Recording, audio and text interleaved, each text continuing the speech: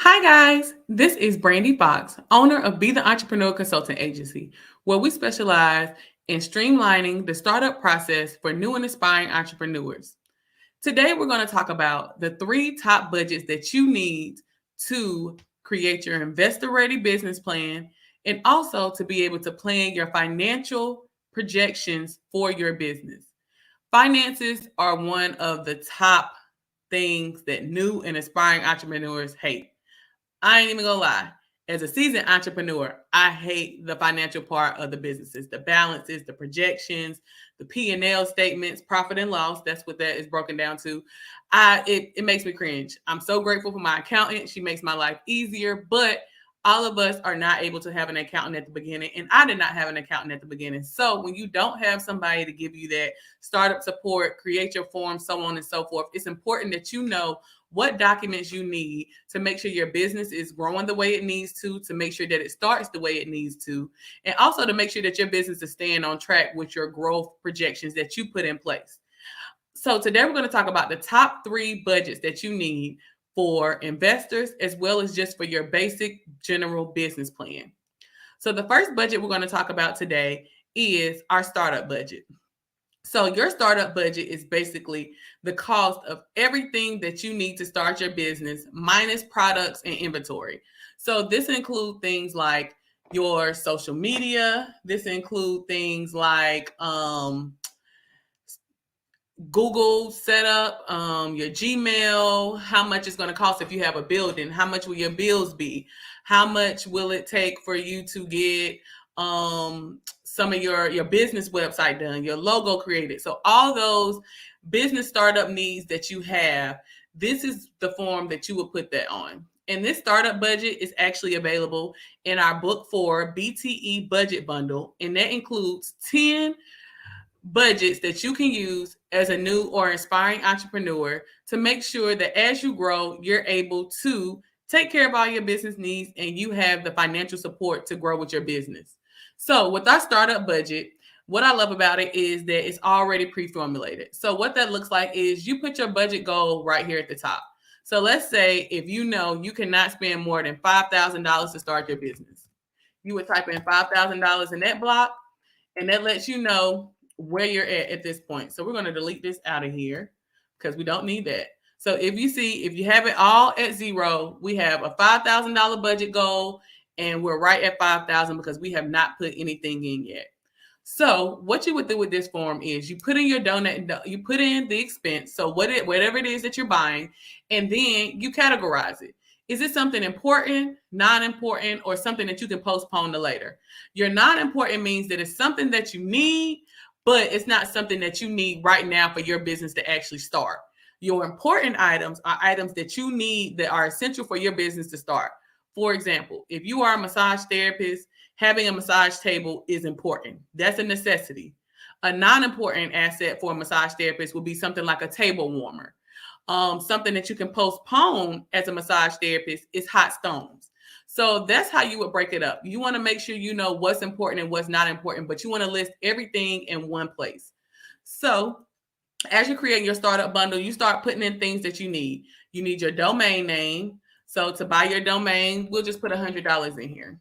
As you see, once we put that in there, it automatically changes our calculation. Now we're still in the green. We officially have $4,890 left to fulfill the rest of our budget needs. This keeps you in check. I really love this budget template because it lets you know what's important and what's not important. So, with that being said, one other thing that it adds on here is a 10% padding. As you know, we are in the season of inflation, so things can change. So, we add on a 10% padding that covers sales tax, shipping, or inflation for that specific product. So, you have your domain name, let's say logo design. Logo design, that's important. So, that's going to cost another $100. Then you're going to need a landing page created. If you get your landing page created through Be the Entrepreneur Graphics, then that's going to cost you $125. And you just keep going on. Everything that you need to start your business. Like I said, I'll do mine in the aspect of a massage therapist. So I would need a massage table. That's going to cost about $350. for a good one, give or take. I'm gonna need a massage chair. You can probably get a decent one for about $125. I'm gonna need massage oils and lotions. You put that in there. Oh, and don't forget the label. So all these things that I'm listing now are important. When I do my budget sheet, I like to start from important to not important. That way I can buy all the things that's important at the beginning. That's going to be about $50 if you buy bulk. You're going to need fresh sheets. So fresh soft sheets, if we want to get about a pack of 5, that's going to be about $75. So on and so forth. So as you go on, you just add in your needs. What you want to pay attention to as you add in your needs is your budget right here. So, and why I say pay attention to this is because if you go over budget, let's say if we want to buy a massage van and that costs $6,000.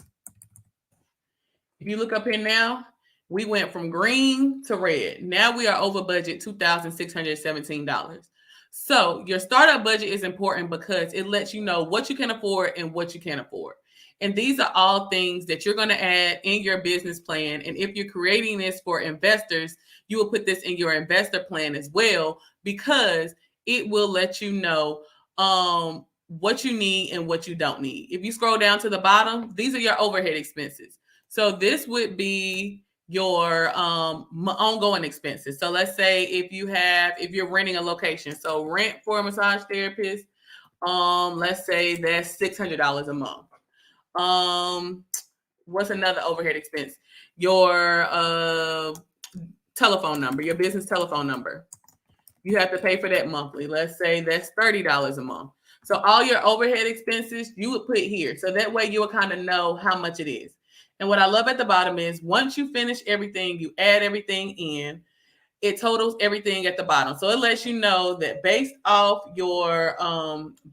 what you have in here, your total budget for everything is $10,377.50. So if you know that your beginning budget was $5,000, that means that you need to go back and kind of evaluate the things that are important. But let's say like we have for the massage band, we have postponed on that.